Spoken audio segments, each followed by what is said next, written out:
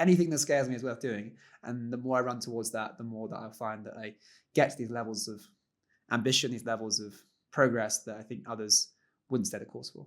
But how do you get to that level of like embracing your fear? Because I feel like all the things you just said, like I said, you had near-death experience, and most people would be like, well, I'm just going to stay away from this then. And look at the narrative now on social media. It's like health comes first. Like everyone is like very much, whereas I feel like back in the day, people would just like do all sorts of crazy things and didn't really care about health. Now everyone's like, health comes first. Everyone's really big on that.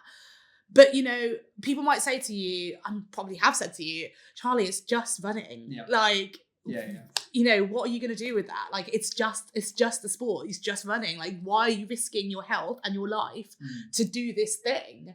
And like you said, you're like multi-passionate or whatever. You're undefinable, but you're doing so many different things. Why does this matter to you so much that you are risking your health and everything for? And like you said, you're going from, you know, something that was a smaller thing and now you're like 100k races. That's huge. Like, what is it that's making you drive to do these things despite all those odds against you? For one, it's curiosity. I think that's genuinely like what's possible. Oh, if I can start with not being very good and then do that, like I think that I can do the next thing. And it's that curiosity of like, could I do it? Oh, maybe I could. That'd be cool. But I think there's also that kind of, there's obviously the ambition with yourself of like, I want to be better than I was before, and how to get better is by doing bigger things.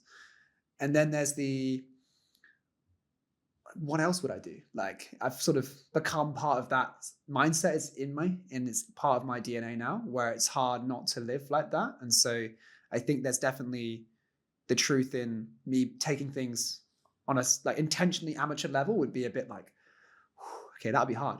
Maybe I'm just wired that way now. I don't know. But seeing the opportunity and wanting to do things properly versus wanting to just show up and get it done, I feel like I'm not doing myself justice.